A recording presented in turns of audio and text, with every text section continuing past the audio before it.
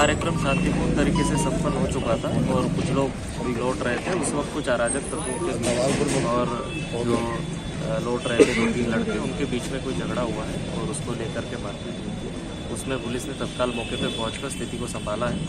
वहाँ पे फोर्स तैनात कर दिया गया है और जो लोगों ने भी ये खुरापात की है उनके खिलाफ कार्रवाई की जा रही है। मुकदमा लिख के वैधानिक कार्रवाई